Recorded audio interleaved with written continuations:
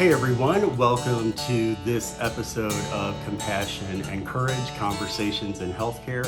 I am Marcus Engel, your host, and this week, if you're watching this podcast, you can probably tell that we are not in the studio this week, and that's because this week I have the privilege of speaking in Southern California and working with a healthcare organization out here all week and working with all of their bedside caregivers to try to breathe a little new life back into nurses, techs, PTs, RTs, OTs, all the people that have survived this last year and a half of healthcare. And so it's been a really, really special time for me. It's been the first time I've really done live presentations for any kind of organization in nearly a year. And I cannot tell you how great it is to be back out on the road, to be interacting with these healthcare professionals who have weathered some really, really stormy seas over the last couple of years. And so while I'm here, I'm not only getting to work with this organization, but there are other organizations around here who have heard of me, one of which is Concordia University, which has used my books in curriculum in their nursing school for the last several years. And today we had a whole gaggle of student nurses from Concordia. By the way, Concordia student nurses, if you're listening, thank you for coming out today. It's always my pleasure to be with student nurses because there is such a heart for compassionate caregiving. These groups of individuals who are going into nursing have such a desire, such a commitment to get out there and be a Barb, be a Jenny, be the kind of nurse that everyone thinks of as a nurse, to be that compassionate, competent, quality caregiver. And I love working with student nurses, and that actually brings up someone else that loves to work with student nurses, and that is my guest today, which is Dr. Stephanie Jeffers. Now, Dr. Jeffers is a nursing professor at Widener University, just outside of Philadelphia. Dr. Jeffers started her career in nursing 26 years ago, starting out at the bedside in a clinical environment. And while she was getting expertise as a clinician, she was also continuing her education. Her focus and one of her main interests has always been death and dying and helping educate future nurses how to help those people who are going through the dying process of having a peaceful transition.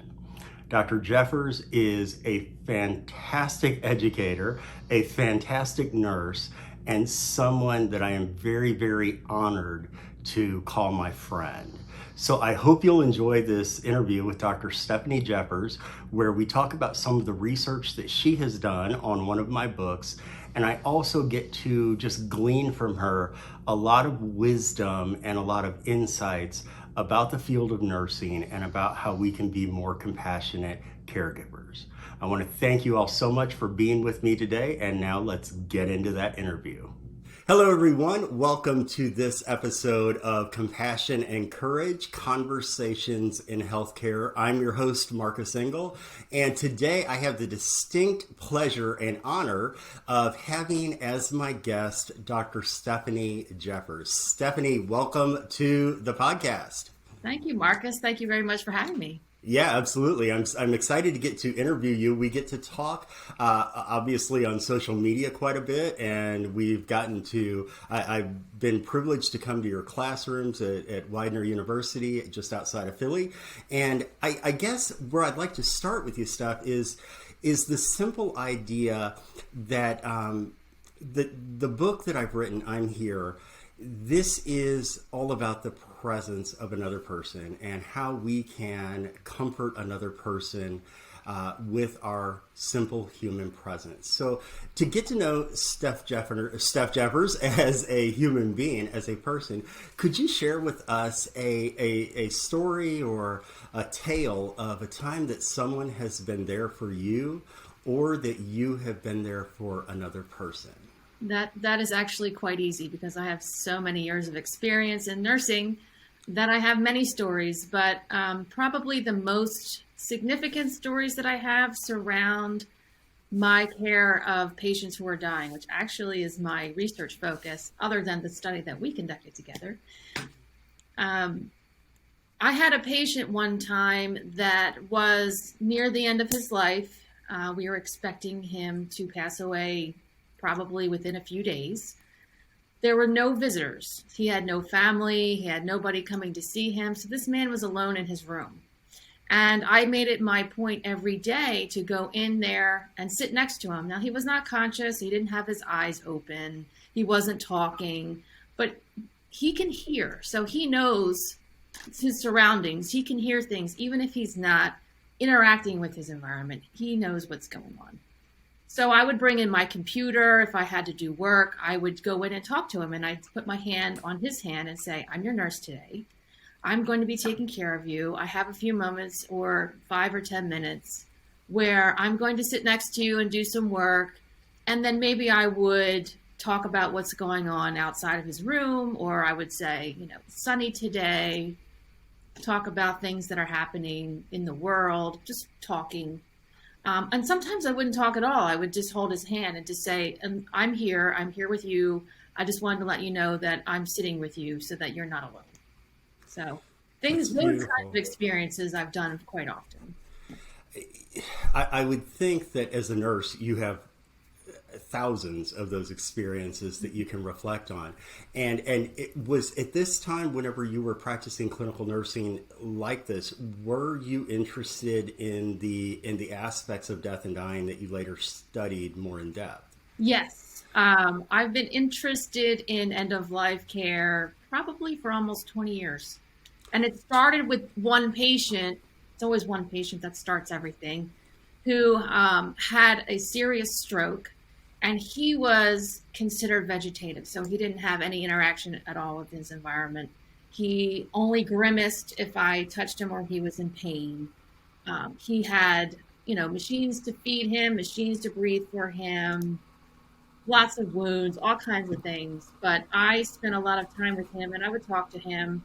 And that is where I learned how to really advocate for patients, because at the time, this patient was a full code, which means that if he were to stop breathing or his heart stopped, we'd have to resuscitate him. And in his condition, I felt that was immoral. So I tried to connect him with the healthcare team and his family. So the family didn't show up for a good 6 weeks before I saw anybody. And I was with this man 12 hours a day all weekend. So I was with him all the time, and I never saw anybody. Finally, his father came in, and I tried to speak with him and say, can you consider at least making him a do not resuscitate? And he said, well, we talked about this before his stroke, and he never filled out the paperwork for a living will, so I don't want to be the one to pull the plug. I said, okay. So I eventually sent it to the ethics committee so that this patient could have a more peaceful transition, because I felt like I was torturing him. He looked like he was in pain constantly. There was no quality of life. And so eventually, while the patient's family and social work, the doctors, other members of the healthcare team were kind of trying to figure out what to do, this man actually did have cardiac arrest like 3 times. And then they had to resuscitate him because they never came to a conclusion to make him a do not resuscitate. So clearly he was trying to go. But long story short, that is where my interest came from, because I noticed that other nurses were not comfortable addressing that. They were not comfortable talking to patients either as they were dying or their family members to encourage a peaceful transition. So that's where everything started, and I built everything from there. And now I teach students how to be present and to advocate for patients. So let's go there. Let's take this. Let's take the journey from when you were doing bedside nursing into being in the classroom. I love academic nursing. I love education, because what are we without this, right? What are we without this? And we've been having, everywhere I go across the country, it seems like nursing schools cannot crank out enough nurses to meet the supply. So for you, your transition from clinical to academic came how many years after you started clinical nursing? Well, I graduated with a diploma in nursing, so that's not a degree. Mm-hmm. And probably about a year after I graduated, I thought, I really like showing other nurses how to do things or have the new students come on board. I thought that was fun, but I didn't have any degrees. So I went back slowly, got my bachelor's degree and my master's degree. And after that, I thought, well, I'm just going to teach clinical. I'm just going to in the hospital, you take students and they practice taking care of patients in the hospital. I liked that a lot. And I did that for about 6 years. And then probably during that time was when I got interested in end of life care. So I thought, well, I guess the next logical step would be to obtain a PhD, because then I would learn how to do research and I would learn how to understand more what nurses are going through when they are caring for dying patients. What are their knowledge deficits? What are they concerned about? What do they fear? Because there's a lot of fear still with nurses caring for dying patients. And so I really wanted to teach that as well. So I thought, if I can't reach nurses who've been practicing for 10 or 15 years, we're always set in their ways, so to speak, I can reach nursing students and they can be prepared before they even enter the workforce. So that's sort of what my trajectory was like. And I really enjoy teaching students about it. I still get emails or, messages on Facebook from alumni that say, oh, I had this patient and they were dying and I did everything that you taught me and it was a great experience. So that's fulfilling to me. As an educator, that is so affirming, isn't it? Just to get those notes back from former students. I'm starting to be into that now that I've got 4 or 5 years of teaching under my belt, and it's always affirming, lets us know that we're doing the right thing. Absolutely. So that kind of brings us to where you and I came across one another's work. And can you take us back to the time you were teaching, I believe it was intro, right? Yes, intro to nursing? Mm-hmm. Great. And so you came across my book, I'm Here, and started using it with your students. Can you share a little about that? I'd love to. So I was teaching this course called Introduction to Nursing, which is for freshman nursing students. So we like to introduce them early on in the program, and they don't have to wait until their junior or senior year to sort of be exposed to nursing and what we're all about.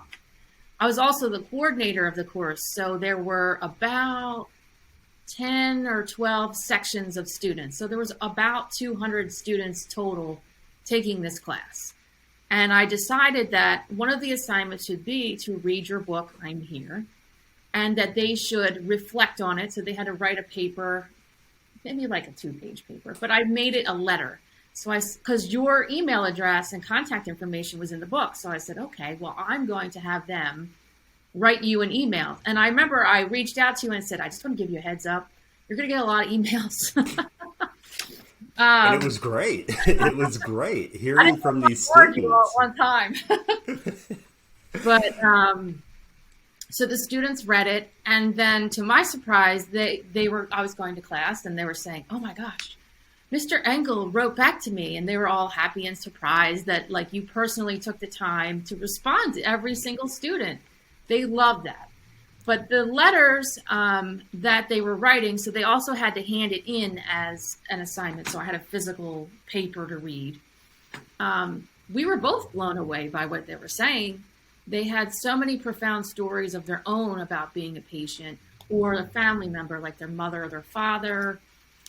Or even if they didn't have any experience, they still had some kind of transformative perspective on what it would be like to be in that position in a hospital bed.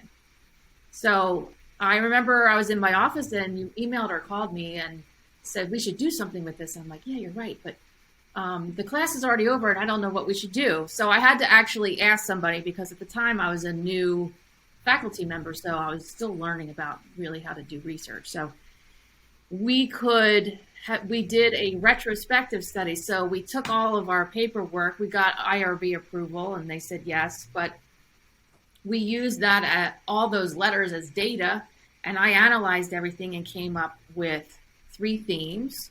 So the first one was lessons about compassionate care through literature.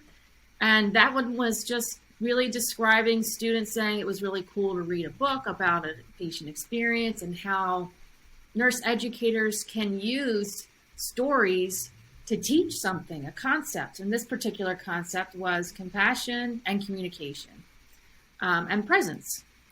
They also had a theme of changing personal, professional, and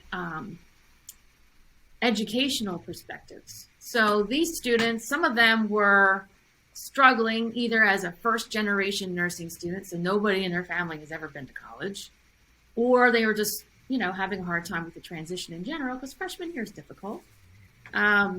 So they really felt that because of what you went through and how you described it, they felt empowered to push forward in their education. And they said, I'm going to use this book when I graduate.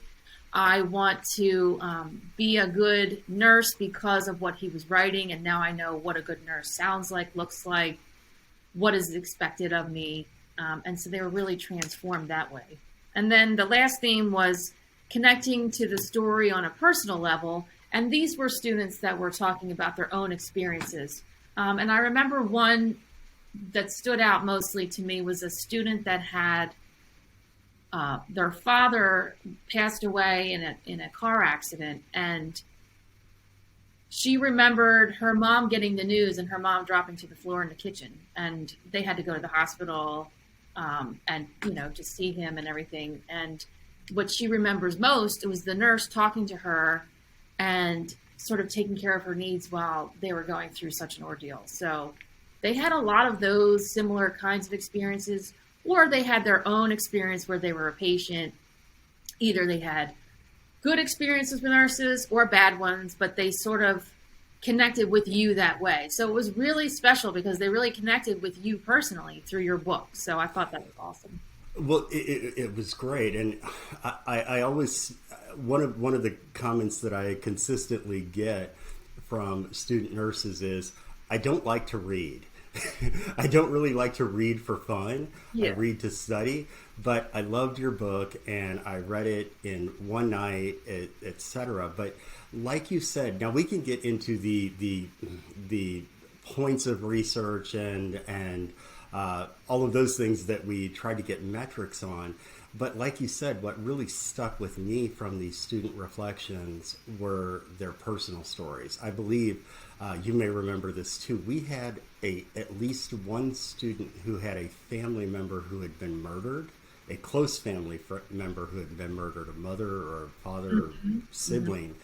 And I feel like that's one of the big aspects that I learned through the narrative medicine program is when we share our stories, we are at our most human, right? When we share our stories, it also gives the other individual the openness and the invitation to share a painful experience from their life. Mm-hmm. I didn't love hearing these terrible stories, of course, of death and loss and hospitalization and severe illness as a child. But I was so touched that even after reading a book by this random guy that they've never met before, students were sharing such deeply personal stories with me from their own lives. And it's something that I've come to know that when I share my story, it gives that open invitation to others. And to me, that is a key aspect of what we do in narrative medicine, narrative nursing, is this sharing of stories. Because let's go back to caveman days, right? We sit around the fire and we tell stories, right? We tell stories about what has happened in our day, in our life. And that I thought was such a profound aspect of these student reflections. They were profound, but I was surprised because These are freshman nursing students. They're 18 years old. And they have, first of all, they have these experiences, which are pretty serious. And for them to be able to express that in writing and to be vulnerable and share that, I thought was pretty impressive for 18-year-olds. So, It showed a lot of insight. It mhm. showed a lot of insight on the parts of many of these student nurses, and just personally the example of the nurse character Barb. Barb, obviously, people who have heard me keynote and have read any of my books have heard about Barb. It was so special to me to read that these young student nurses are saying, I want to be just like Barb. I want to be that compassionate caregiver who takes everyone's feelings, their holistic care into account. I thought that was one of the aspects of their student reflections that not only touched me personally, but it's quantitative, maybe qualitative. I'm not sure which word I should be using here, where they truly see an example of another person that they want to emulate. And that's different than saying be compassionate or be empathetic or be kind, right? Where you Right. have an example by which to emulate. And I feel like that was an aspect of their reflections, but then I was then able to forward those onto Barb. And I just have to imagine that as a veteran nurse, now retired, uh, hearing how her example has inspired new generations of student nurses who are now professional nurses. I think it's kind of like you and I getting those letters back from former students to realize what good we've done in this world through teaching the next generation. Absolutely. So you gathered their student reflections, and you've got the 3 points that we're going to look at. Where did you take it from there? What did you find? Well, those were my findings based upon reading all of the letters. We kind of have to collapse I mean, there's 200 letters.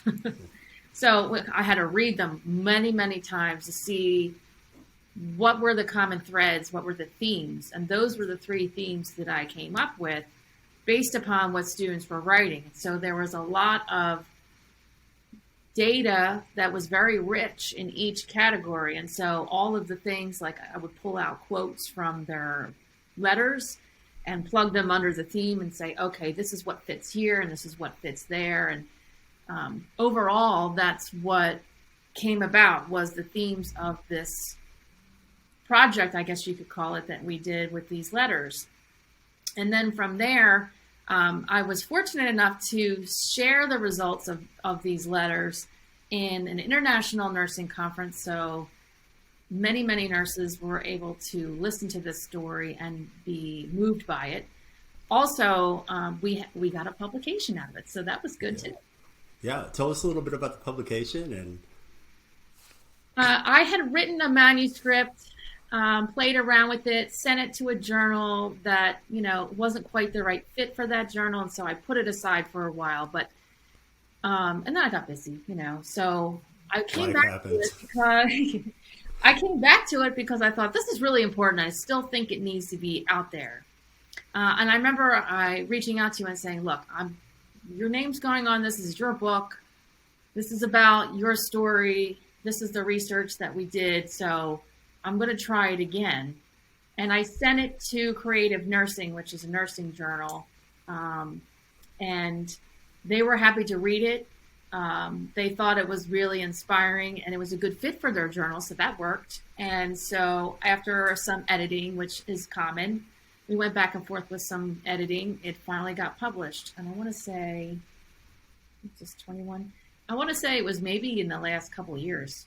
Yeah, I want to say 18 or 19 Yeah. was when it came out. So, Mhm. well, and again, I can't thank you enough because when I think about my book, it's a memoir. This is not textbook, right? This is not hard science. This is personal lived experience. And when I think about when I think about academic institutions pulling in just a memoir, especially in a hard science field like nursing, I'm just touched that it was ever included in curriculum, and then that you took the time and the effort to to calculate all of this data, write up your findings, and submit it and get it published. That's something I never dreamed of whenever I was just first telling my story. So thank you for taking my book, which is kind of like the little engine that could, and turning it into something that has some academic teeth behind it. I very much appreciate that, and I hope our students have learned from that. I know they have. I still hear back from them and they tell me things. So, and thank you for sharing your story, because without your story, I wouldn't be able to use this as an assignment. And just going back real quick, yes, nursing does have a lot of hard science to it, but it's holistic. So there's a lot of pieces to that include, caring for somebody that is not necessarily physical. You're talking about their spirituality, they're talking about their psychosocial needs, just being comforted and being compassionate, or if they are not even interacting with people because of their illness or they're unconscious, then you're just being present with them. So you had 200 students. You have a very large nursing program at Widener, and you had 200 students who were freshmen reading and commenting on the book. And then you moved out of teaching the introduction to nursing class, correct? And you went on to other classes? Yeah. So with these students then, did you see throughout your interactions and your time teaching them over their next couple of years of school, did you see them incorporating this knowledge in their other coursework or clinical work? Well, I didn't teach their clinical, but I do teach seniors like a critical care course, so the ICU stuff. And I would bring you up in class sometimes. I'm like, remember back a couple years ago when you read Marcus Engel's book, and we're talking about what it's like to be laying in the bed and you have a lot of pain or something's happening and they're scared. This applies everywhere. It doesn't matter what specialty you're in. You can be in pediatrics, you can be in, maternity or somewhere else. And, we're talking about critical care, which is pretty serious, and people are scared. And there's a lot of tubes and drains and beeps and whistles. So I would bring you up in class, and they do say, oh yeah, I remember that was such a great story. I love that book. So they would talk about it and definitely incorporate that into their practice. But the other class that I teach is an end-of-life elective. So there's only 25 students in that because it's an elective and it's capped at 25. But they apply that there too, because especially with the dying population, you have to be compassionate, listen, advocate for patients who are asking for things, and maybe the doctor's saying, no, we should do everything, and maybe the family and the patient are like, I think we're done. So they do apply that, and I have seen that over the years. But even after I stopped teaching that class or coordinating it, I did pass it along to somebody else, and I say, make sure you keep this book at the class, which they did for a while, and I think it might have changed a little bit, but maybe I'll have them read your book in my end-of-life class. Well, so let's talk about that, because you said that a lot of times it takes a special interest for nurses to want to look into death and dying. Mm-hmm. And that was your particular interest.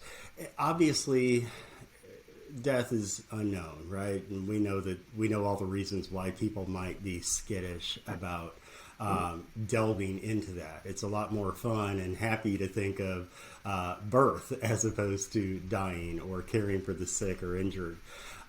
So what do you think that your student nurses coming into the death and dying course, having some exposure, what do you think is their biggest misconception coming into the course versus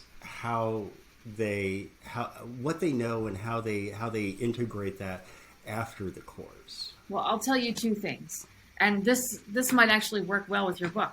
So the first misconception they have is that patients who are dying are unconscious. So If they go to a hospice where we do service learning, so they have to go out to a community site or a facility and provide some service. And while they're doing the service, they're learning about all of these concepts. So they all assume that dying patients are unconscious, sleeping, not walking around. But a lot of patients who are on hospice they might look like me. I mean, I could be on hospice, you wouldn't know it. So they're surprised by that. The other thing that I will say that is the most important thing, and probably their biggest fear, is communication. Surprisingly, they don't know what to say. They're scared to say something, or they're scared to say your loved one is dying soon, or if the family member is asking questions about things, they're afraid to talk about it. And I did a separate study about that, and they called it, I'm afraid to say the D word. So they didn't want to say death or dying to the patient or the family. They were very uncomfortable with it. And so that's really the biggest piece. Not so much the physical aspects of taking care of somebody, which is, it's kind of like a skill. You learn it, you can do it. You can compartmentalize that. But the feeling aspects, the speaking up for somebody or communicating about the patient's needs or wishes is what scared them the most. So how do you combat that? How do you counteract that? Well, that's tough. They really need practice. So we do a communication simulation specifically about a patient who is dying. So, in the simulation lab, we have the sim man who is, like a dummy. I don't want to say that, but it doesn't really talk or interact. It has some sounds, and you can do an assessment on it and things like that. But we do have actors, which is great. So for the study that I did, we had this patient who was critically ill, who wasn't going to turn the corner, and it was going to look like, maybe we should let them go peacefully. So we had two actors, they were family members, and one wanted to do everything to save this man's life, and the other one was like, no, I want to let them go. So the actors just kind of did their thing. They were fighting, they were arguing, sometimes they were crying, and then the student had to come in and interact with them and kind of manage them in a way that would be like, I am helping them get through this. So, but, talking to the students afterwards, it was kind of scary because they didn't know what to say. And so they felt very anxious about it, even in a safe environment in a simulation lab. So this isn't even in the hospital yet. So we try to do that. They need to try to practice. And of course, they should also practice during clinical. So it is helpful for nursing clinical instructors, and I try to get them to do this. I'm like, if you have any patients who happen to be dying, or they're having a family meeting or some kind of a planning meeting, have the student go observe, or you go in with them and model what's supposed to be done, or just be there for them so you can debrief them afterwards, because they're going to be like feeling apprehensive and scared. And we talk about this as student nurses, but this is really across the board of Western society, isn't it? That so many people in our Western world are terrified of death and dying. Right. One of the palliative care physicians that I'm familiar with has said that by the time people go on hospice, their time on hospice is usually measured in days instead of weeks, when they could have been getting palliative care potentially for years and hospice for months. People are just that afraid of death and dying process, and we're not familiar, and we're scared, and so it's we're talking about this in realms of student nurses, but this is bigger. This is Western society, right? Right. Absolutely. Yeah. It is different. So you kind of have the ability to stand on a mountain and share your message with the world through publication and through classroom learning. But let's say that you could create the world's biggest billboard that everyone would see. what is the overarching message that you would like to impart to the world or to those who might be your students? What if you had the ear of the world? What do you want to share? Well, that's pretty broad. It's a big, broad question, isn't it? I would really love for students and nurses to embrace all of the holistic aspects of nursing, and really to take the time, even if it's 2 minutes, just to be present with the patient at the bedside. Like, we're busy all day long. We're constantly being called in 5 directions. There's phone calls. There's people calling your name. There's people saying, "Hey, nurse," you're always being told. But like, just remember, there's a person in that bed, and you have to remember that they're scared or they're anxious or maybe they just got bad news. And even if they're taking it out on you or they're angry, it's not you personally. It's just the situation. So you have to respond to them with compassion and give them the space to vent their feelings and just listen. Like, you don't have to respond all the time. But if you need to respond, you can answer them and provide them with comfort that way. It's not always about pain medication as comfort or positioning or some physical thing. Sometimes it's just sitting down and pull the chair up next to them and like lean in and listen to what they say and just give them a couple of minutes, and that will do a world of good for them. Just being present. Right? Yeah, absolutely. Not rocket science, just being present. It's easy. Yeah. Yeah. Stephanie, is there anything else that you'd like to share with the audience? Is there any organizations that you'd like to help promote, or any work that you'd like to help promote? Anything that you think the listening audience might should be familiar with? Any work? I'm not doing any work right now to promote.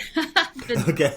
COVID kind of like took the air out of my sails for doing research, although I did do a research study on COVID and nurses. So I would like to just thank all of the nurses out there who are taking care of patients who are sick with COVID or dying from COVID, because it's been really tough on them. There's a lot of people who are burned out and really just sad about the entire experience. And I just want to say thank you to them, because they have been really doing all of the work. And I know they're tired, but we're still with you. Even if we're not practicing at the bedside, the academics are trying to send out new recruits and new nurses who will help. So thank you. And I know that that's what hospitals and clinics and systems are looking for. So thank you for helping create a whole nother generation of nurses who feel comfortable pulling up that chair at the bedside and just being present. Thank you. Absolutely. Thank you so much, Stephanie. And thank you so much for being with us today. Thank you, everyone, for tuning in. And we will see you next time on the next episode of Compassion and Courage, Conversations in Healthcare.